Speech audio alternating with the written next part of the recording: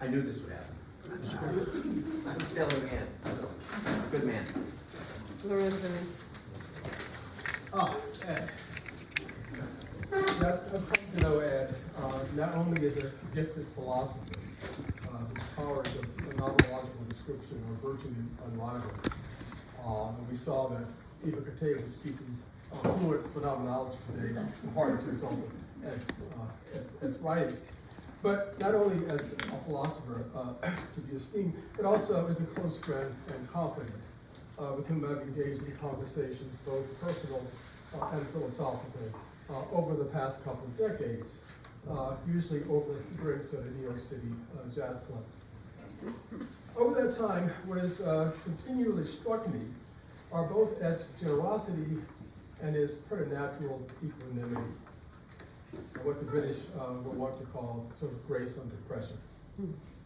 There are so many instances of Ed's generosity that it's difficult to single out one in particular, but one that stands out for me is the way that Ed took it upon himself to ease my transition when I moved from Virginia, which is where I was teaching before, to Long Island. He even went out of his way to inspect the house that we had chosen here in Stony Brook in order to assure himself that it was okay before we moved up here. Even though when he went to inspect the house, the current occupant wouldn't let him in.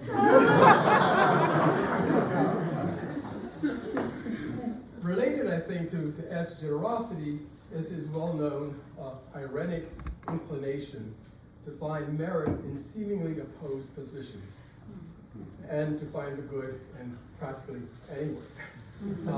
So as to reconcile the seemingly irreconcilable.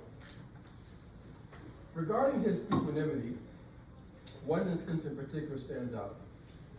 One of our former colleagues, who shall remain nameless for the purposes of this, was apparently displeased with some decision Ed made as chair. And those of you who've been chairs know that no matter what decision you make, somebody's going to be unhappy. In this case, this person was.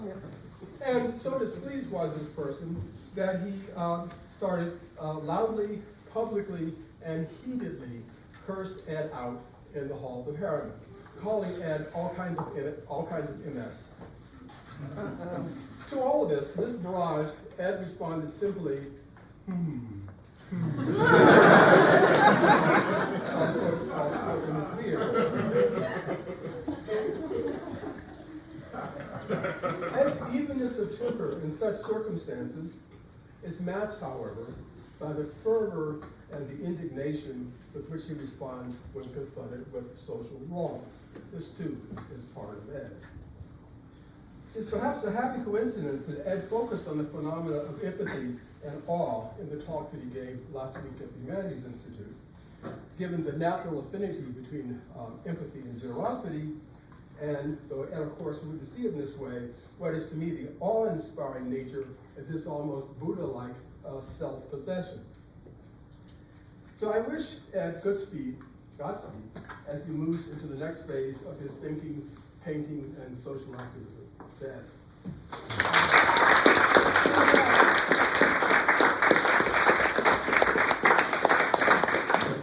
Okay, so I've got to follow up on that one. And we've been talking about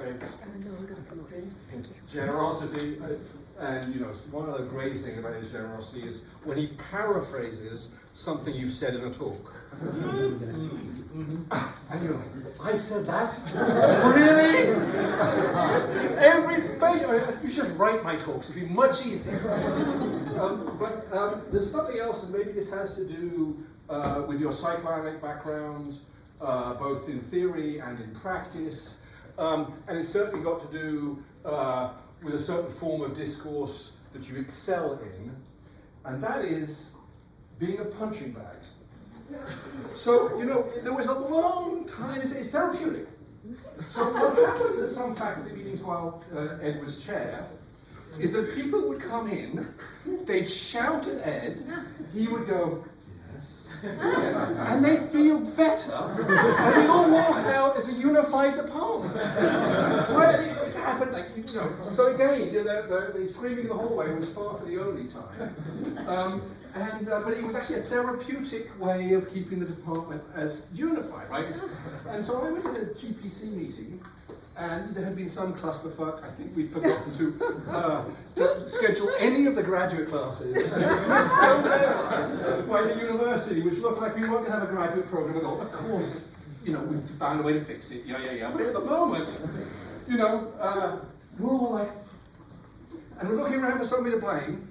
And then somebody at the GPC meeting goes, well, this is obviously Ed's fault. And of course then once we'd assigned the guilt to Ed, being the noble soul, we took it on, and I'm about to leave the room, and I turn around and you say, you do know that Ed hasn't been chair for 2.5 years.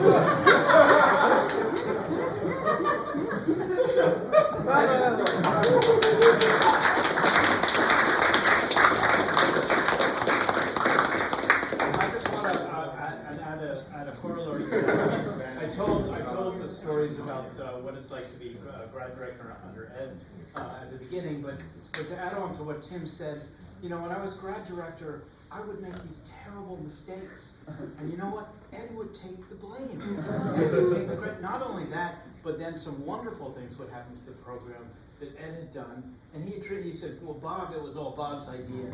So Ed, you took all the blame, and you gave us all the credit. Thank you.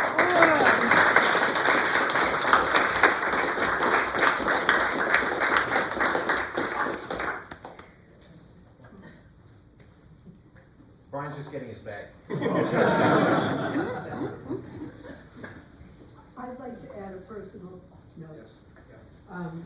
Being a partner of the philosophy department by default for 1 million years, and having known Ed way back when he lived on this really amazing little place up Rhododendron Drive of all places, which you could hardly find, which is somewhere around the village of Stony Brook, and some quite idyllic lane, and going to the first party that I was privileged to go to as a friend of Bob's, and going to this amazing ground floor of the stone house, and all of a sudden there's this gorgeous piano music emanating from the downstairs room, and we were there early to help set up.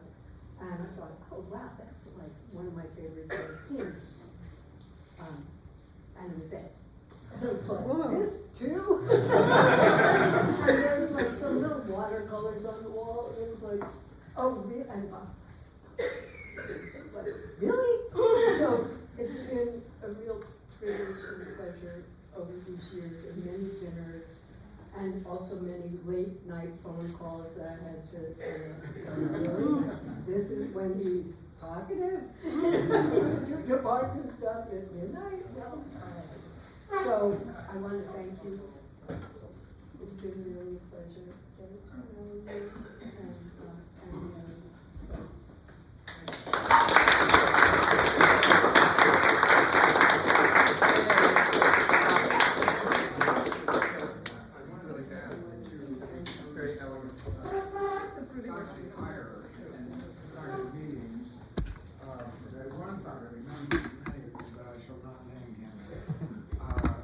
Particularly irate at me, and was really trying to put him to the table with his language, very, very outrageous language.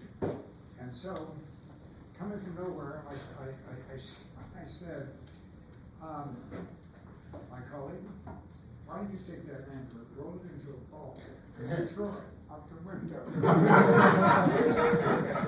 It works. So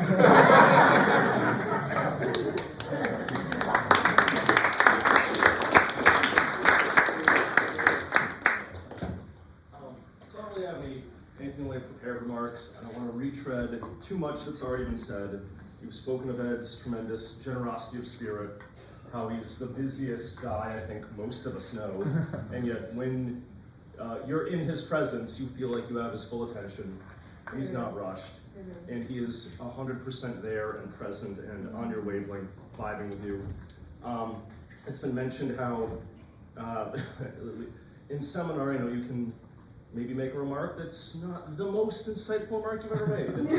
And when you do, Ed breaks out his shovel and pitchfork and starts just digging and mining, and whatever little kernel or germ of insight is buried in that remark, he will find it, he'll polish it up, and you will walk away from that seminar with your confidence boosted, feeling like you're the most brilliant person in the world, like you walk on water.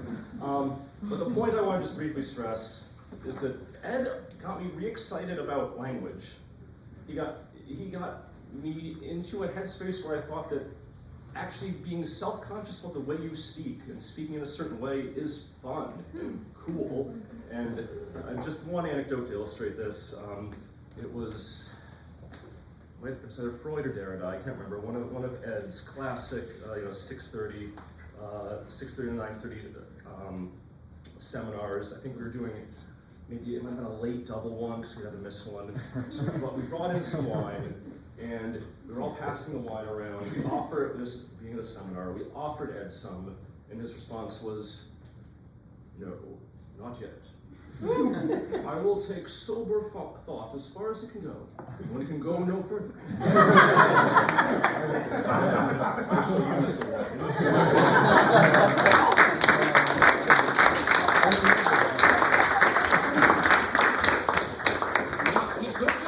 I'm not ready yet.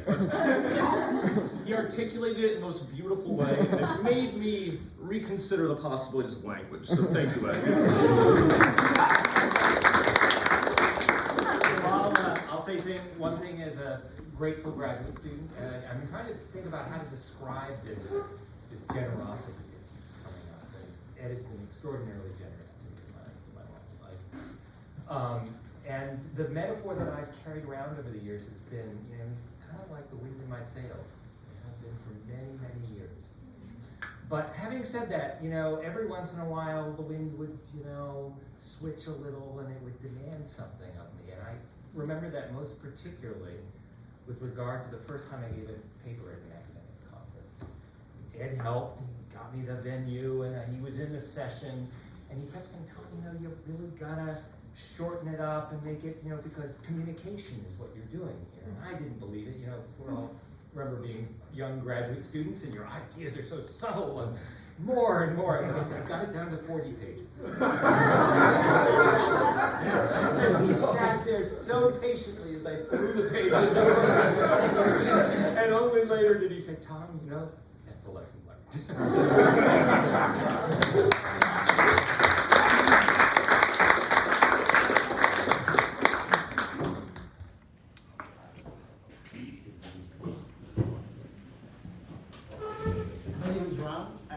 In 1980 with Brian, Tom, Len, Fred, Tom. People allude to Ed's moving around, his engagement, his generosity, his encouragements. So I know Ed now going into near 5 decades, and so there are many stories. But to Tom's 58 words, I would keep it to just two. One was, we used to commute from Stony Brook up towards New Haven. Ed lived outside the northeast of New Haven. I was based in New Haven for way too long. And we would commute, and Ed offered to give me a ride. And I didn't realize that I was unintentionally and explicitly utilizing the fact that he was a Jungian therapist. He just wanted to sleep. And so I was driving his car, we drive. On one such occasion though, we were commuting back north, and Eva Kate was with us. And it was a seminar. I was in the Husserl term time conscious. Had no idea what I was going to write. We showed up at Eva's house, very generous. We all come in, have some tea, and there's this mad scientist, Jeffrey, Eva's husband, who's an incredible pianist, and he has an acoustic bass that he was frustrated at because he couldn't tune it. And in another life, I was a bass player. So I said I haven't played in many, many years, but I certainly could still tune it. And while I was tuning it, I just played a little walking bass line, and it was from Miles Davis's album Kind of Blue, and Jeffrey just started playing. And if someone told me if someone told me I was going to play in front of people after all that time, I wouldn't even enter the house. And we just went into it, we played. That was the last time I ever played at all. We got in, it was beautiful, but we got in the car, and I said to Ed, he said, I didn't know you played. I said, well, I'm not really playing, but anyway, long story short, he encouraged me to do some work I was thinking about doing on cubism and retention and blah, blah, blah. Anyway, he just gave me the green light and said, do whatever you want. He said, and that was nice, And we were and then I learned, I have one of his paintings in my apartment in New York, and I just want to end with this. In addition to him being warm and generous like that, he alluded to some of his work that he's doing with detainees. The wind does go back and forth, and Ed, a few years ago, asked me to help out someone who was seeking asylum from Nigeria. And he'd been released in the middle of the night. Ed met him, but in the middle of the night with, it was January, late December, and he had, just a t-shirt and flip-flops. Ed came, it was hilarious. A down jacket, boots, and anyway, Ed has been doing incredible work. And Chris, talking about place and Chris's wife is coming now from Nigeria. His children are already with him, and we moved him up to Vermont, out of New York City, and he is working hard, but thriving, and is his place is amongst us, and it is really truly wonderful to see Ed orchestrate and just stay focused on helping not just Chris, but it gave me another dimension of just Ed's generosity and perseverance and optimism, of which I have very little.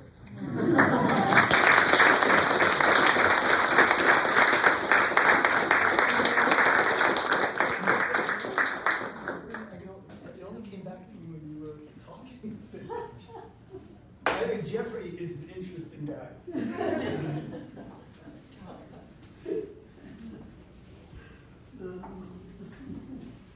Okay, well, I'll just intervene here. I know Tom before was worried about crickets, as he called them, so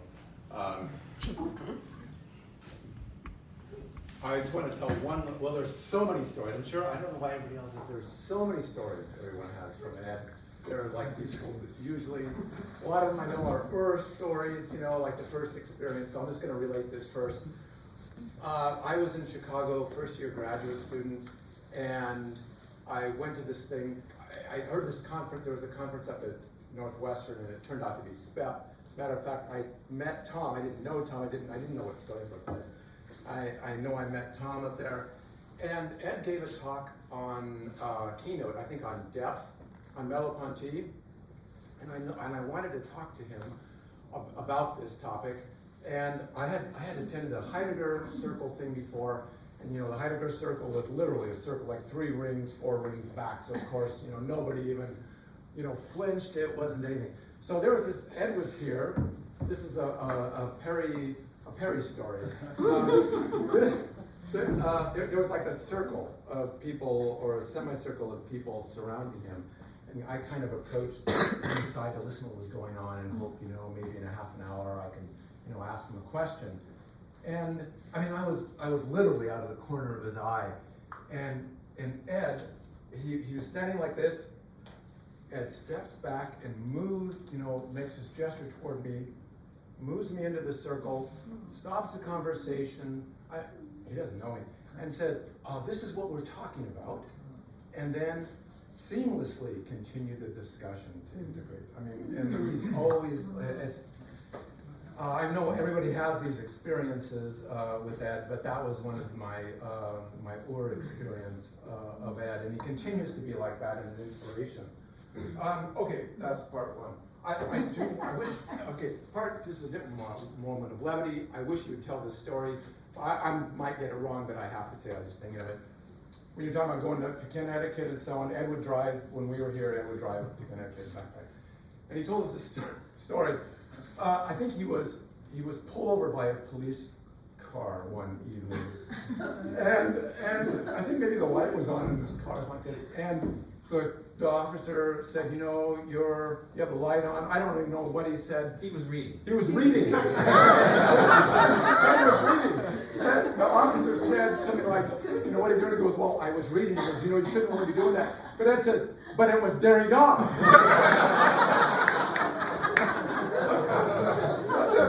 You knew everything about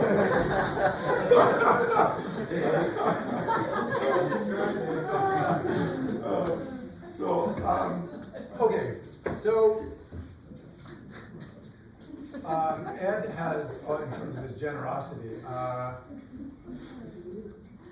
long time ago when I was a visiting professor at University of New Hampshire, where Tom's father, Paul Brockman, was, we had this conference on back to the things themselves, and Ed had worked with Spiegelberg in St. Louis. We had all sorts of descriptions of the phenomenological process and doing phenomenology. And that always fascinated me, and I've tried to continue that work in what Ed calls a phenomenologizing together. The Phenomenology Research Center is right next door. We also have an archives, and the archives has papers now. That one stack is from Welton, and Cal Schraub, and yeah, right, Bruce Wilshire, Maxine Sheets Johnston, and then most recently Ed's papers as well. And they're in the office. So Ed, of course, in terms of generosity, says, Tony, if you can use this office in any way for the center, so we're going to move the old archives over there. And Ed says, well, if you don't mind, maybe I can use it. So I said, well, of course. So I wanted to a little bit more than that, Ed. We're having a separate archives there, and it's going to be named the Edward S. Casey Phenomenology Research Center Archive.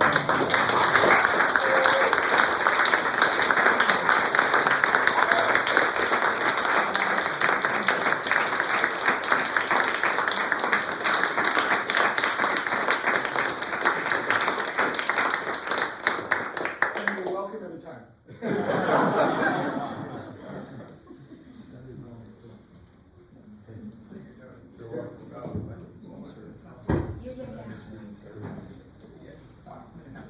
Well, I'm Italian and Jewish, so I gotta get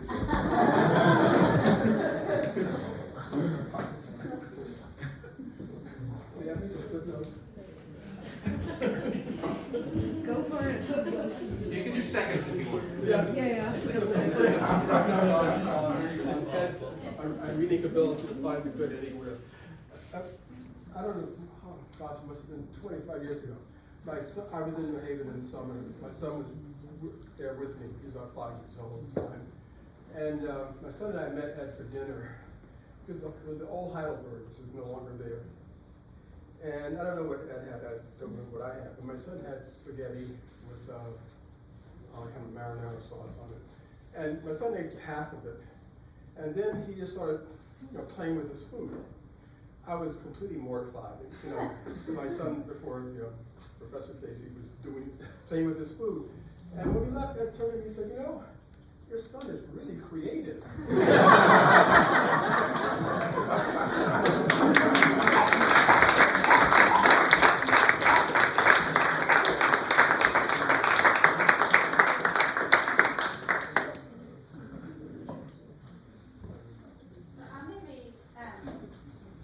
All these stories are making me think of stories. But I also want to say thank you to Ed, because like so many people in this room, I owe my job to Ed. And it was just a kind of stroke of unbelievable luck that when I was finishing my dissertation at the new school, Ed was on my committee and told me there would be this job opening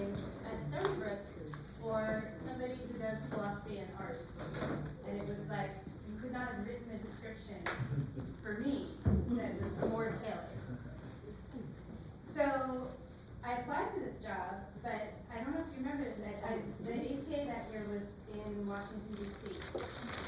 And so I had some interviews, including the Stony Brook interview. And two things happened. So first of all, my grandmother died very suddenly the night before my interview for Stony Brook. And I knew that sounded like the excuse every student uses for why they can't finish their paper or whatever, the dog ate my homework.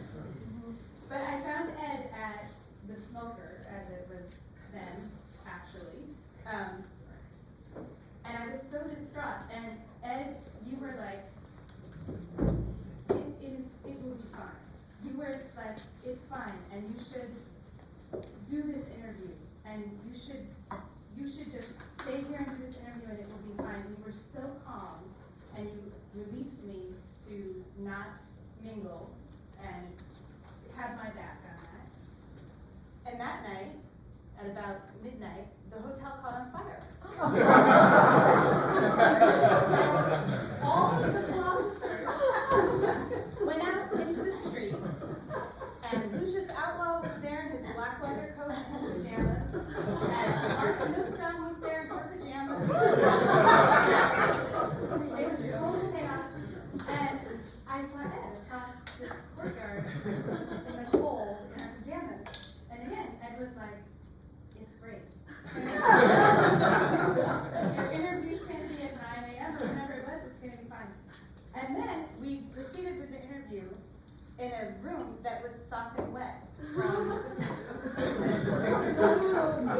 and Ed was just a model of calm, like this is completely fine. So well. So I've experienced that again and again. And I also want to say that the master's program in art philosophy that Ed founded here at Stony Brook has attracted and cultivated some of the most compelling, interesting people that I have had the privilege to work with. It is such a testament to you, Ed, and to your generosity and your vision, because I really strongly believe this. It's a program that finds talent that could not otherwise be found. And so I just feel so grateful to have been part of this long experiment and part of so many lives of so many interesting people who no graduate program would have found without your commitment to support them. So thank you, Ed.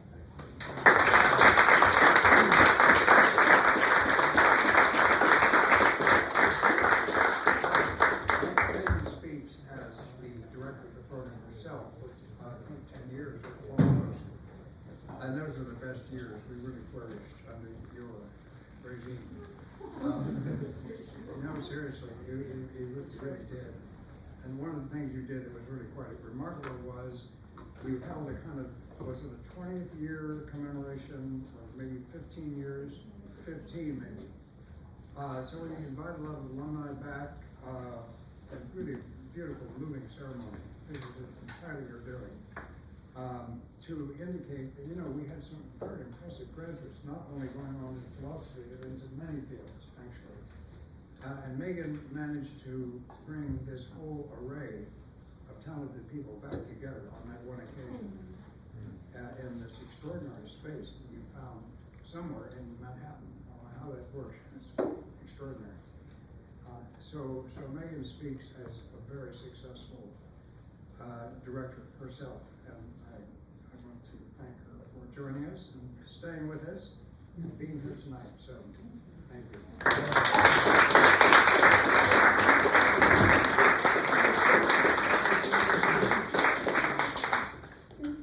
Well, I'm supposed to have a story about Ed, but in fact I have no stories about it. Instead, I have seen him as one of the pillars of this department, somebody I could go to and consult with, ask about the internal politics, and talk about what I would like to do next.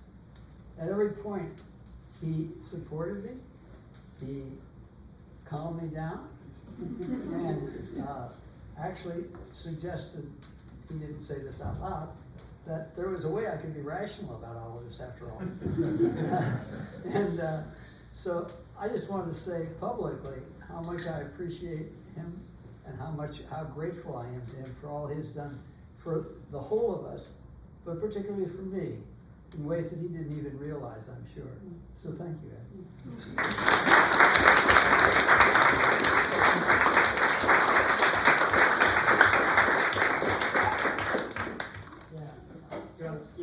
Brings me to a remembrance of the time that our department was so split, we almost broke into 2 departments. And it was really quite a disaster. And you, Ed, stepped in and you really held the department together. I don't know who else could have done that at that point. It was, you know, that we have one philosophy department here. I don't know how many people were, I mean, I'm sure you remember, some of you remember this. Yeah, I remember. P2. Yeah, P2A, P2, yeah. right. Oh, some of you were graduate students then, right. And you just stepped in there and did your thing and were, you know, gracious to all the parties who weren't necessarily parties to be gracious to, but you did it anyway, and you held the department together. That's the guy he was talking about. It was a crazy idea. We're going to split into 2 departments, both of them continental.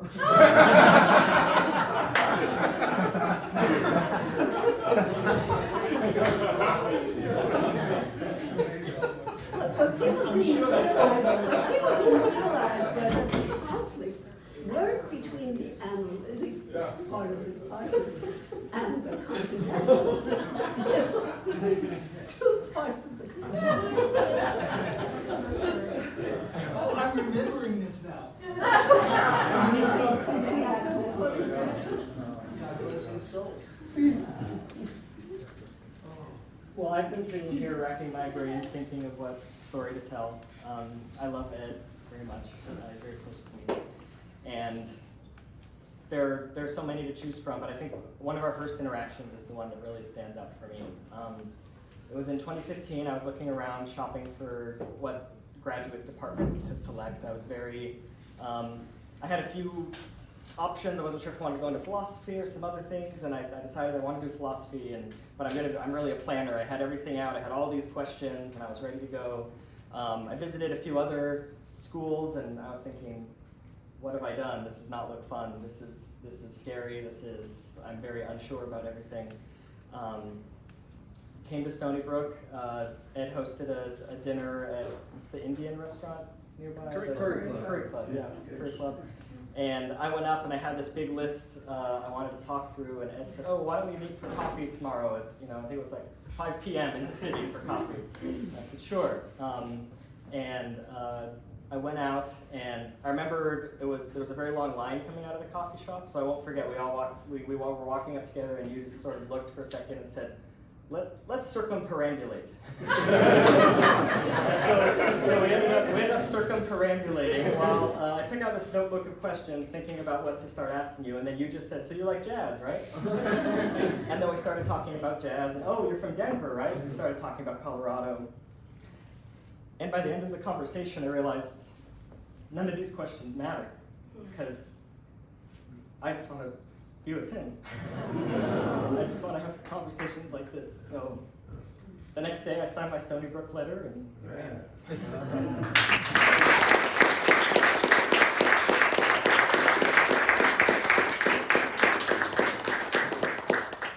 Great, Adam, you sparked something in me.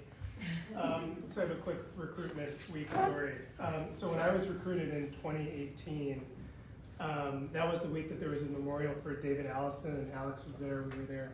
And I think that event kind of turned us on to Stony Brook, and I think I haven't seen some of you maybe since that event. And I remember Ed at the dinner, I think we were in Solzberg Library after the event, and Ed came up to me and I was, I didn't fully know who Ed Casey was. I was talking to him about my writing sample, and he said, oh, yeah, your writing sample on Lacan, I've written this writing sample on Lacan and Marx, and I'm not even sure that I understood what my writing sample was. And Ed said, oh, it's a fantastic writing sample, really good, and I really wanted you to be in the program. And I was just flattered that anyone had read my writing sample. Then Ed told me, and yes, and I knew Lacan, and let me tell you some anecdotes about being with him, or I don't know if you're driving in the car with him at one point. And so I was, completely entranced at that point. And so that was the end of that conversation, but like Adam, I signed on the dotted line and ended up at Stony Brook. Then the next year, we were back at recruitment, and we were back in the Solzberg library, but I was a first year. And I remember going up to Ed because I had a question about maybe the asylee group or something we were doing there. And he said, Charlie, let's handle this question a little later. Right now, I need to talk to the prospective students. And this is really what I have to do right now. And that's when I realized that Ed is the closer.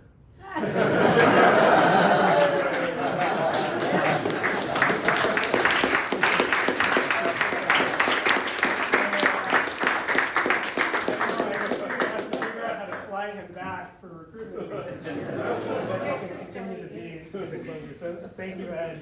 You're part of why I'm here, and I'm so happy that I've gotten to know you. So thank you.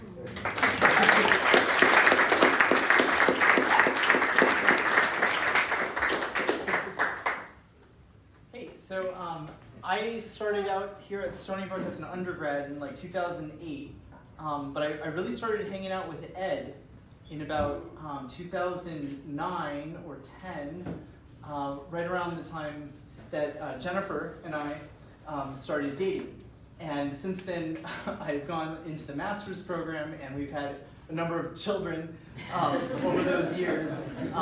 The latest of which, of whom, is our 3-year-old Ed, who we named after Ed.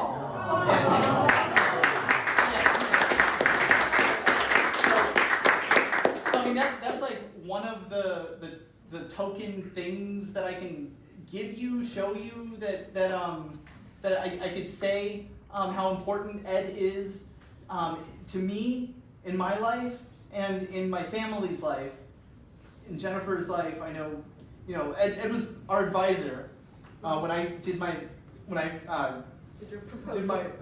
proposal to Jennifer.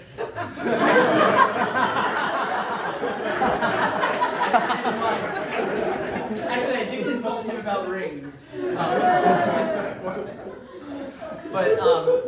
But when I did my master's thesis defense, it was just a couple days before Jennifer did her dissertation defense, and Ed was our advisor for both of us. That week was a very busy week. It was also a recruitment week, but busy for Ed.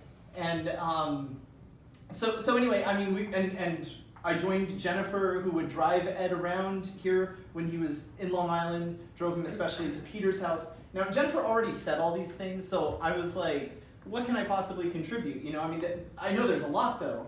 All these kids, her kids' stories, and but I just think that what is really important about Ed is, well, what's important about everyone too, right, is something totally invisible. But it becomes visible, especially in what we Ed students understand to be a style, right? In the Merleau-Pontian kind of sense, and in the general, bigger philosophical sense, right? And that's really allowed me to find my own voice. I was not a academic type of person ever. I was a bad student all my life. Thank God that's basically over. But I think I've been a good philosopher, and I think I've definitely improved and become, I found my way. I found my style, I found my voice, and this is all absolutely, and I think we all agree, people who've been Ed students, who've been influenced by Ed, had Ed as a mentor, that they found themselves as a philosopher. They've become a better philosopher. It's maybe that hermeneutic generosity, right? But it could just be the sort of that courage that we've heard about as well. You know, and a large part of that is imitating Ed. I feel like internally we can echo that style a bit and find our own way. You know, imitation is just a scaffold. You know, but then you know you really find yourself. So I mean, I feel like it sounds so cheesy. You know, find your voice or whatever. But Ed has absolutely been the biggest influence on me in that respect. You know, I've studied a lot of different philosophers. I've studied with a lot of interesting living philosophers, and I appreciate them all. You know, but I feel like Ed has been the biggest spiritual guide in philosophy for me. You know, that spirit of philosophy. So I just wanted to say that.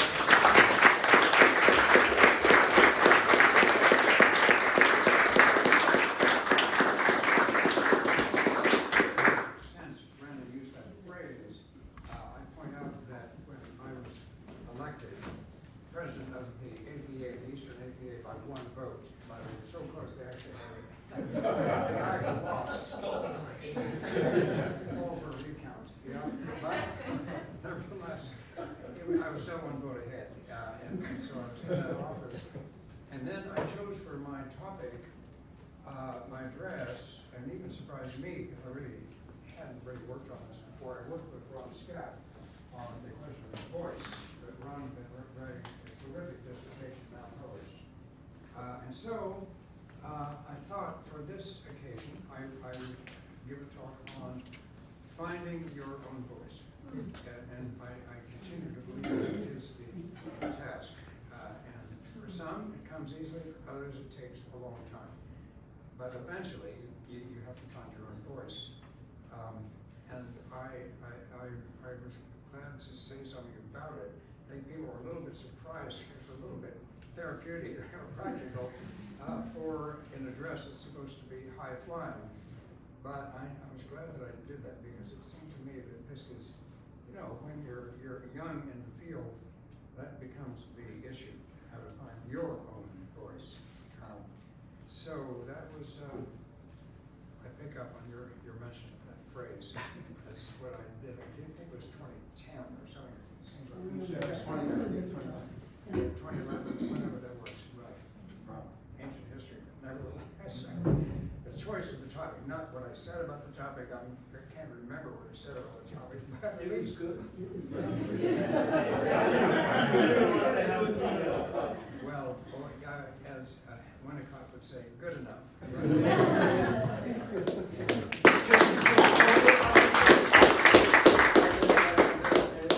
A nice intersection of generations and different graduate students coming up. First, Ed very generously wrote the preface to that book, A Question of Voice, Philosophy and Search for Legitimacy, which he certainly did not need to do. But at that talk, I made reference to Eva, actually, and Fred Evans. And I didn't know Fred was working on This Is Your Voice. And Fred, this is what, 40 years later? Came up to me and said, I had no idea you were working on voice either. So this is just something, it's the gift that keeps on giving.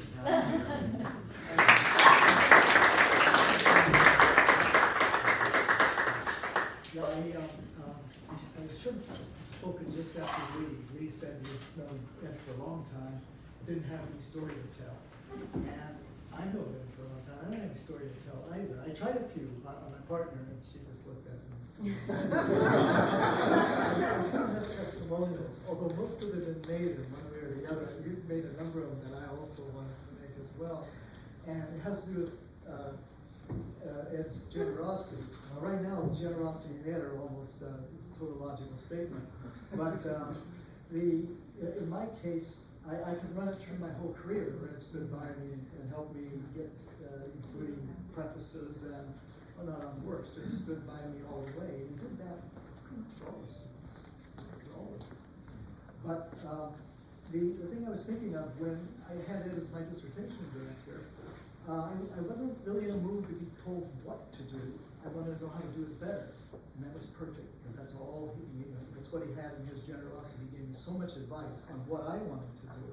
It came out much better than if I had just done it without him. But it was that willingness to allow me to go my own route, find my own voice, saying, and But there was another supplement to the idea of Ed's generosity that he trying to add on to this almost cliche, because we all associated it automatically. And that is that when I first came to Stony Brook, Ed's generosity was there for all, and everybody felt to say that, but a lot of his other colleagues were generous too. And what that helped was, some of them they're here right now, and others that are not. But all of them had this kind of spirit of generosity in terms of advising we students, and to some degree too, letting us go our own way. But where it particularly showed up was that it was infectious. We students picked it up then. We were generous to one another. We put on conferences in which we read each other's work, or which we all read our work to each other. And then we lived in this hallway. There's our student offices. There's one big hallway. And so we lived in there.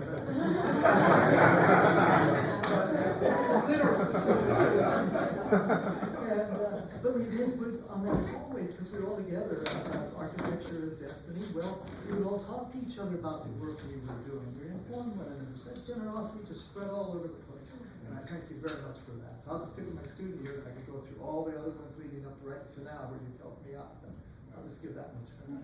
Well, you and me both have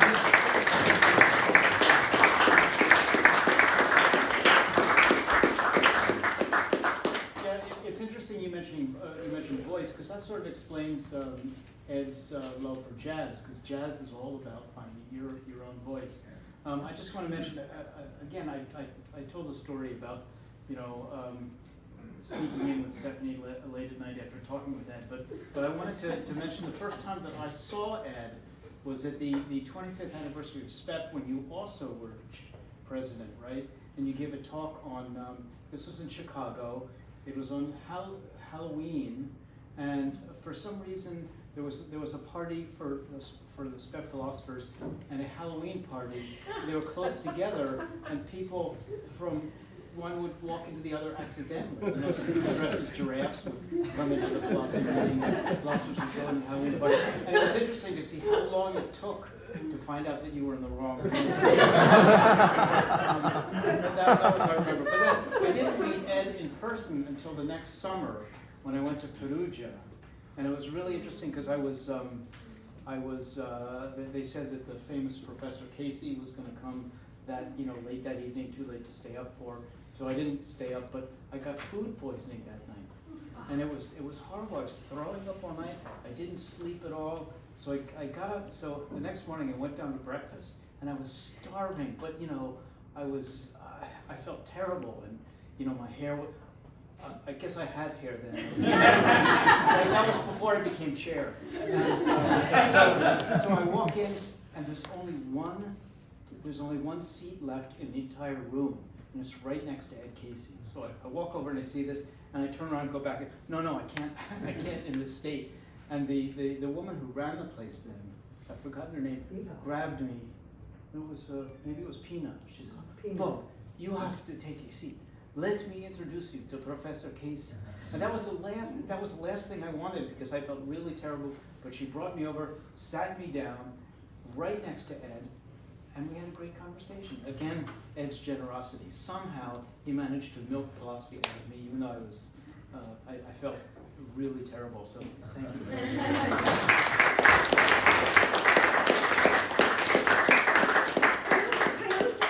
Are you saying that Ed was up at breakfast time? Just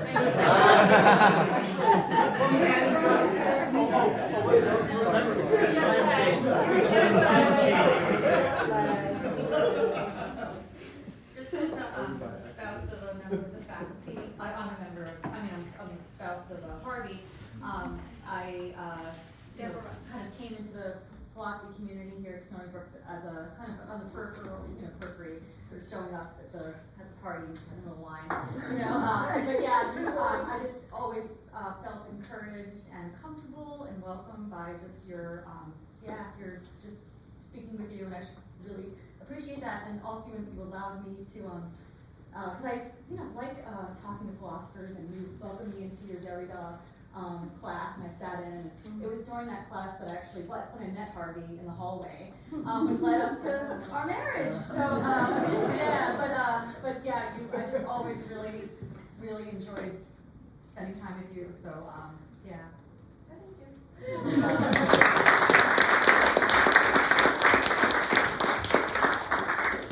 Yes, and I guess I should thank you for Deborah. And, also for the best description of the Stony Brook campus I ever heard, once you described it as, the architecture is an interesting blend of the penal and the neo. I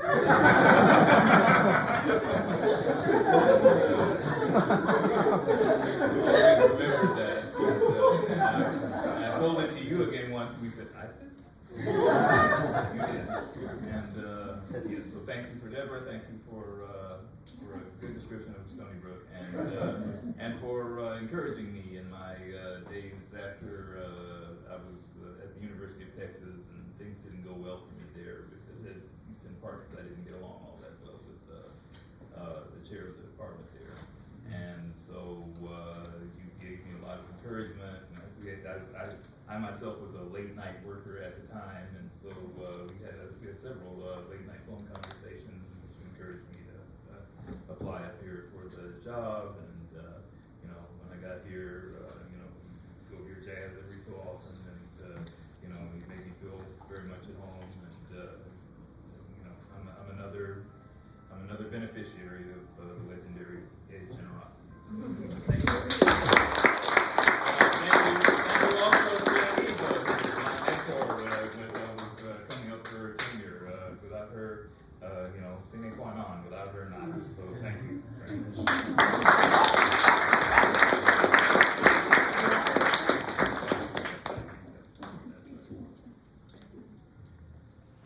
I'll also speak.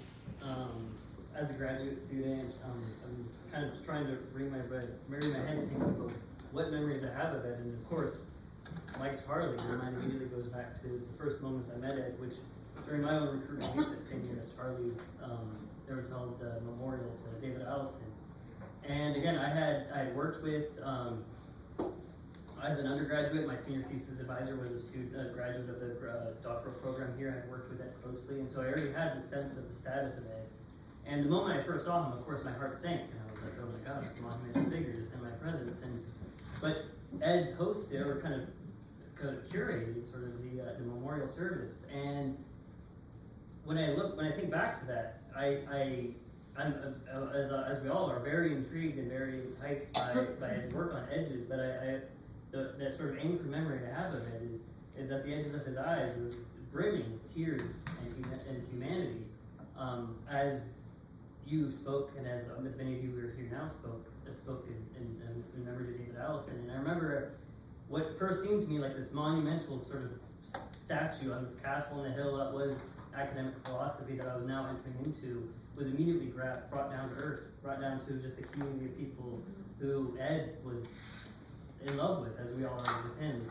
And and immediately, and I guess when I think about Ed, and that memory is only ever 1 or 2 thoughts away. And that's continued throughout my time here, because as many of us have as well, I've worked with Ed in the assistance of asylees,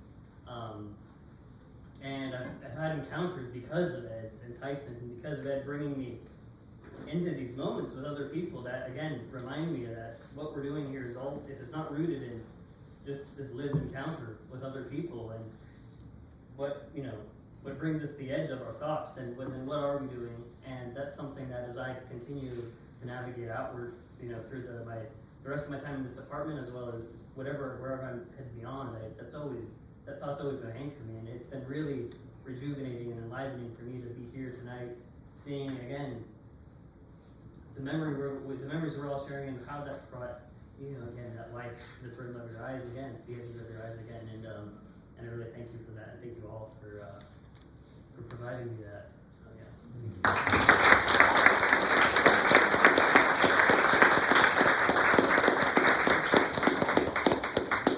We've all talked about Ed's generosity, but I want to talk about Ed's eloquence. has introduced someone or talked about the merits of someone or written a letter for someone, the eloquence of those remarks has always astounded me. And sometimes I try to emulate, but you're not only generous, you're also incredibly eloquent. So.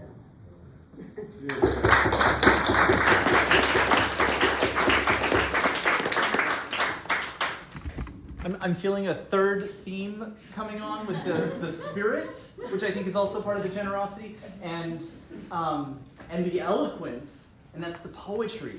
You know, Ed's dissertation was poetry and ontology, and you can really see that in Ed. You all know what I'm talking about. When he philosophizes in his books or extemporaneously in speech, it's not just like necessarily straight neologism, but taking, there are paleologisms, right? There's all kinds of like really fun play with words that in that play, Ed will find, and this is eloquence, something that will capture, the expression. And in doing so, he takes a step into the future, into the unknown, and develops philosophy, and it goes forward. And I feel like that's maybe, I've always found it to be characteristic of Ed's being one of the great American philosophers, like Dewey, and so on. It's a very American thing to create, and innovate, and in the most, a much cooler sense than other people who use the idea of innovation. So anyway, I just wanted to mention that theme because obviously we all know it, but to thematize it, I think, is important in this context. I'm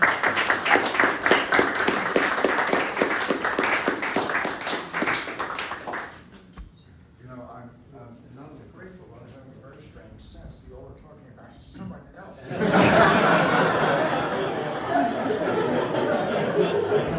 You're like, he sounds great.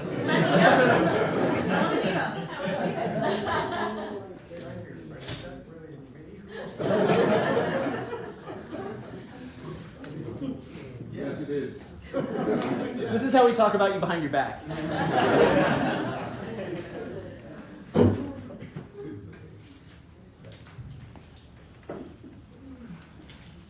I'll say something briefly. I'm really not equipped to be doing this at all. I was thinking about the sort of shrunken white sort of elements of good storytelling, clarity, generality, specificity. I don't have any of those when I talk, so this is going to be bad. But I feel just I owe you a tremendous bit of gratitude.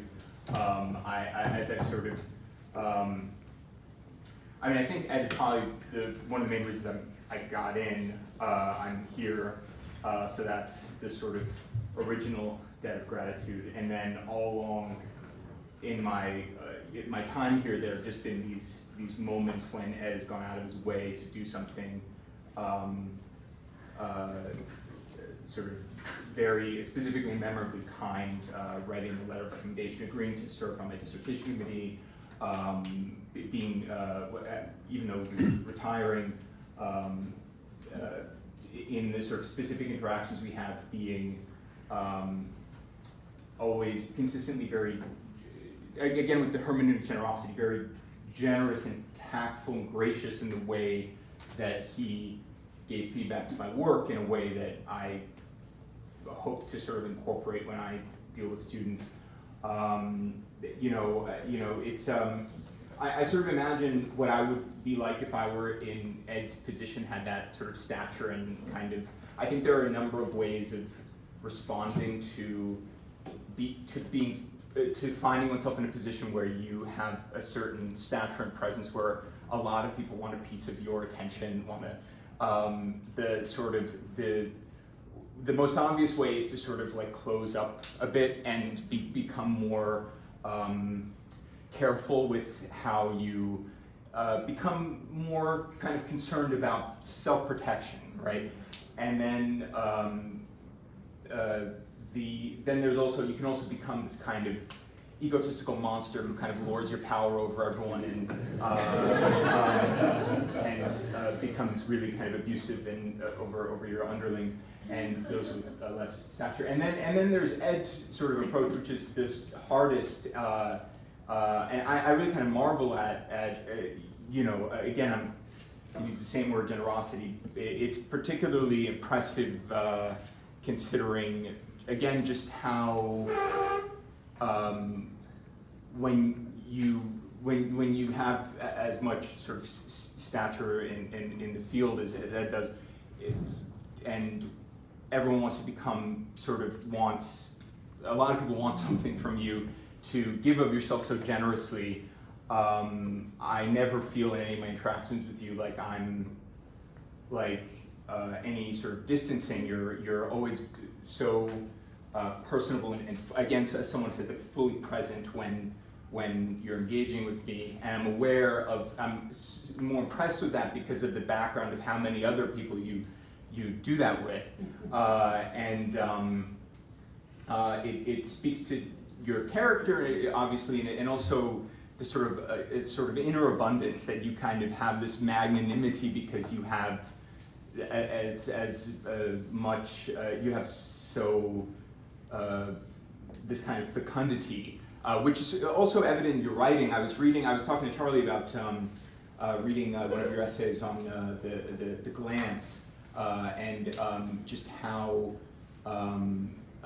it was, you know, one of my favorite kind of experiences reading a philosophy essay recently. Just like the intellectual dynamism and wealth of ideas packed into that one paper was incredible. So anyway, I'm rambling. I knew this would happen, but I just sort of thank you for sitting through this. I just felt like it's kind of self-indulgent, but as a sort of gesture of reciprocity, as a sort of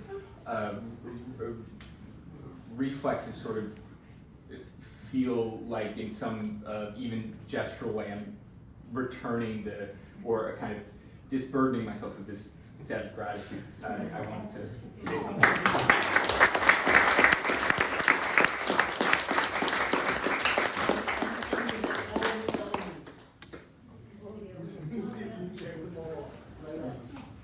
Yes, as one of the people in this room who knows you so much, I thought I'd share at least one anecdote, something that really struck me.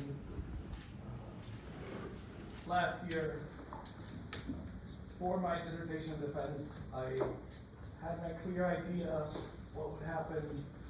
Long story short, someone reaches out to me like in December, middle of pandemic, when will your date be for the defense? And on the 31st of December at around 10 p.m., I get an email from Ed telling me, I'll be in New York these 2 weeks, pick a day. And of course we've been communicating, but beyond, let's say, the individual that I have so many years, my presence here is something that I really admire. 2 things I will say. The first was an experience at the Collegium. I remember you were invited to give one of those week talks, and I don't know if this is widely known or just rumored, but there are, let's say, divisions and tables, right, and who sits with whom in the Collegium. And something that not only I witnessed, but most graduate students would look forward to the night where you would sit with them. And this was something only Ed would do at the Collegium. He would sit every night with a different table of unknown graduate students just to hear what they had to say about their projects. And that was really something I've always admired and hope someday it may reproduce. But perhaps I thought I'd also mention all the stories that cannot be shared here tonight because they testify as well to your humanity. And this is perhaps something that, right, beyond your generosity, I also admire all those wonderful flaws and all those magnificent stories that cannot be shared in public. Also, definitely a part of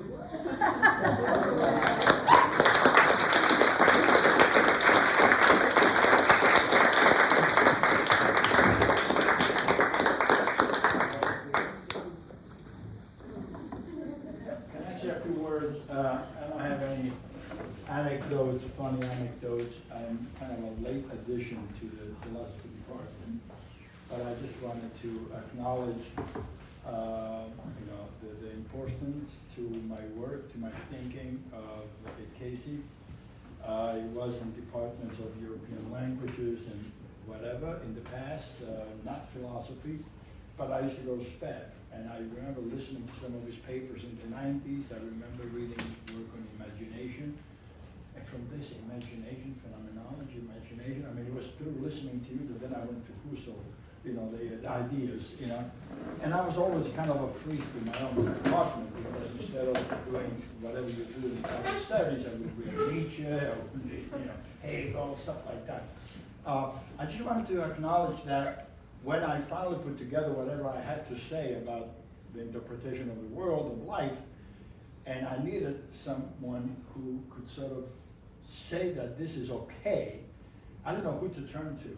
I didn't know that many people in the philosophy department. I knew a lot of people in this department, actually. I knew Mary, I knew you, Silverman, and I got to know Bob.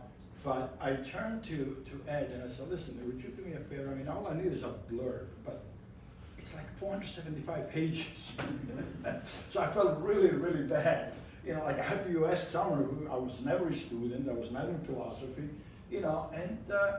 and he says, he knew about something that I had said or done. I don't know how you knew, but he knew that this guy's serious. So he actually read my work, and he put a blurb, and I said, I can't believe it. I mean, this is unbelievable. So ever since, like my dream was to say, okay, I have to get out where I am and get into the philosophy department. Well, thanks to a lot of other friends, eventually, when things were falling apart, wherever I was, I got invited here.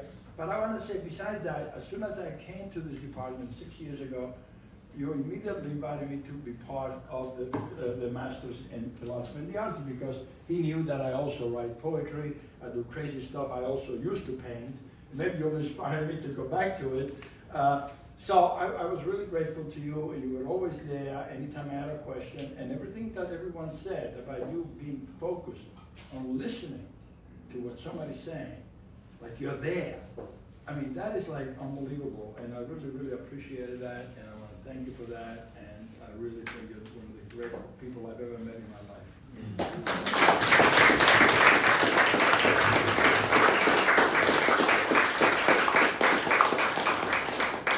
So I'm not a late addition, I'm a new addition to the philosophy department here. I've only had the pleasure of working with you since September, but even over the summer, you made every effort to make me feel welcome. You really went out of your way, and I just wanted to say how grateful I am. I wish we could have worked together longer, but I'm so happy for you, and thank you for making me feel so welcome when I first came here.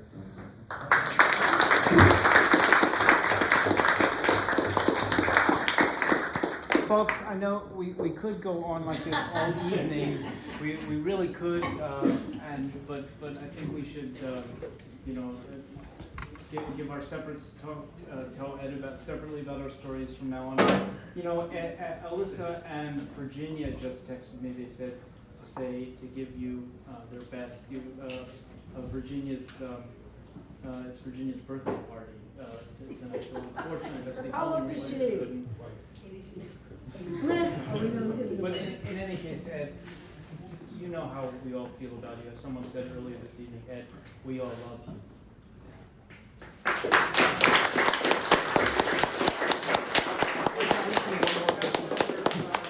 One of the Drew leader, it was around our time, a graduate student at Loyola. He couldn't make it, but he did send this text to read to you.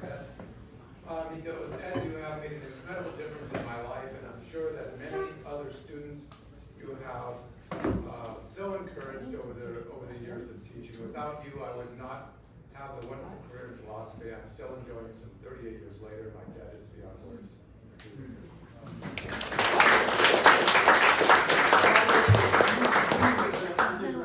Grad student at Yale Medical School, and was going into psychiatry, and couldn't pass his residency in the hospital because he faked they were having this whole blood. Said, we're doing some interesting things over at Stony Brook. And Drew came over And also Drew has a simultaneous MD and PhD. Yeah. Yeah, but anyway. Okay, one other thing, since we're just maybe paring down or whatever, especially the graduate students, if there's any extra food, We got one more in queue. I'll keep it snappy. I know I'm double dipping, but there's something I'd be remiss if I were not to say.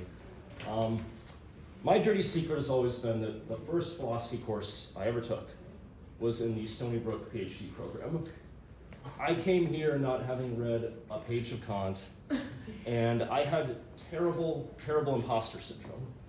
I'd struggle to speak in seminar, I'd stammer, I'd stumble over my words, I'd get red in the face, and were it not for that weekly kind of shot in the arm of confidence that I got at 6:30 on Wednesday from Ed, I would have dropped out.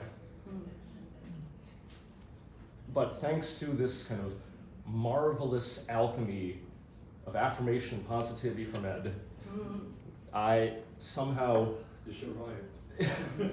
what was a vicious cycle where I'd kind of screw up in seminar and beat myself up over it furiously afterwards, got miraculously transmuted into a virtuous cycle. It went from vicious to virtuous, and I really credit Ed with that.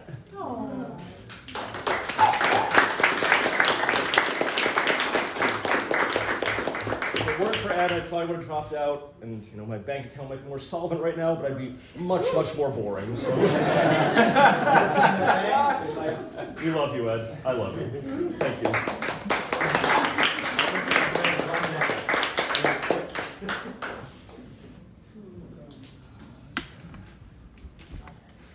Ed, you keep going. It's early. All right, Just but getting as started. Tony said, maybe that's enough for now. Right? Thank you, everybody. Recently hijacked at the end. It's like preempted.